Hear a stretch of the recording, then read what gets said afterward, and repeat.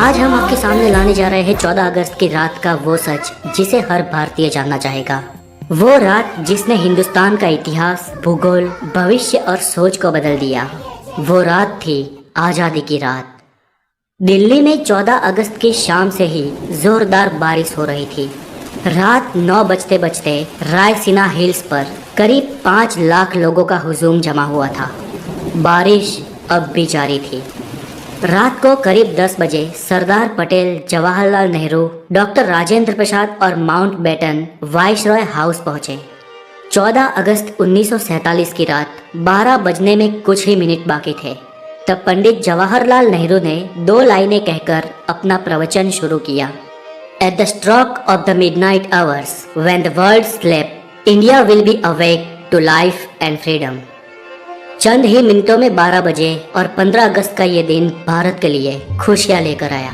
190 सालों बाद ब्रिटिश हुकूमत से देश स्वतंत्र हुआ था, लेकिन इन खुशियों के साथ उतना ही गम था, क्योंकि भारत ने अपना 3,46,737 स्क्वायर किलोमीटर का पूरा विस्तार और करीब 8 करोड़ 15 लाख लोग एक ही रात में गंवा दिए थे। देश 2 टुकड़ों में विभाजित हुआ था, हिंदुस्तान और पाकिस्तान। हिंदुस्तान यूं ही आज़ाद नहीं हुआ। 15 अगस्त के बहुत पहले ही ब्रिटिश हुकूमत का अंत शुरू हो गया था। महात्मा गांधी के जन आंदोलन से देश में नई क्रांति की शुरुआत हुई थी, तो एक और सुभाष चंद्र बोस की आज़ाद हिंद फौज ने अंग्रेजों का जीना दुश्वार कर रखा था। ऊपर से दूसरे विश्व युद्ध के बाद ब्रिटिश सरकार में उतना दम भी नहीं था कि वो हिंदुस्तान पर अब शासन चला सके। इसलिए माउंटबेटन को भारत का आखिरी वाइसरॉय बनाया गया था, ताकि देश को आधिकारिक तरीके से स्वतंत्रता दी जा सके।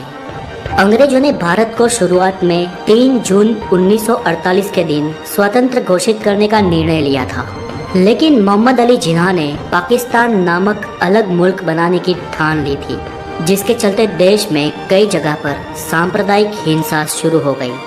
बिगड़ती परिस्थिति को देख अंग्रेज भारत को हो सके इतना जल्दी स्वतंत्र राष्ट्र घोषित कर देना चाहते थे, क्योंकि अंग्रेजों को भी भारत को आखिरकार एक टुकड़े में नहीं लेकिन 2 टुकड़े में विभाजित करना था। स्वतंत्रता के लिए दिन 15 अगस्त ही क्यों चुना गया? तो इसमें ऐसा है कि सिर्फ हम भारतीय ही शुभ और अशुभ में नहीं मानते थे, बल्कि अंग्रेज भी उतना ही मानते थे।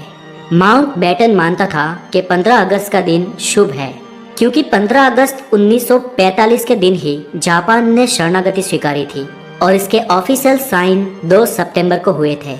इसलिए बेटन के अनुसार 15 अगस्त का दिन मित्र राष्ट्रों के लिए शुभ था। तो फिर रात 12 बजे के वक्त को ही क्यों तय किया गया? तो इसके लिए भारतीय ज्योतिषियों का मानना था कि वो वक्त देश की स्वतंत्रता के लिए शुभ है। तय किया गया था कि पंडित नेहरू को अपनी स्पीच रात 12 बजे से पहले ही समाप्त कर देनी है और रात 12 बजे शंखनाद के साथ भारतीय लोकतंत्र की शुरुआत होगी। ठीक वैसा ही हुआ। 15 अगस्त की सुबह 8:30 पर पंडित नेहरू और उनके कैबिनेट ने पद और गोपनीयता की शपथ ली। रात की लगातार बारिश के बाद सुबह आसमान बिल्कुल साफ था। लोग बेसब्री से इंतजार कर रहे थे आजाद भारत के तिरंगे को लहराते हुए अपनी आंखों से देखने का। देश के तिरंगे को सबसे पहले जवाहरलाल नेहरू ने रात को 12 बजे ही पार्लियामेंट सेंट्रल हॉल में लहराया था और दूसरी बार सुबह 8:30 पर भव्य राष्ट्रध्वज को जनता के सामने ब्रिटिश राष्ट्रध्वज को उतारकर लहराया गया।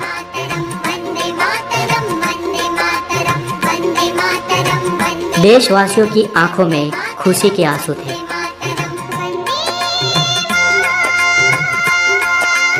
आजादी के बाद 15 अगस्त के दिन ही एक साथ अंग्रेजों ने देश को नहीं छोड़ा। आजाद भारत के कुछ आला अफसर भी कुछ समय तक अंग्रेज ही रहे।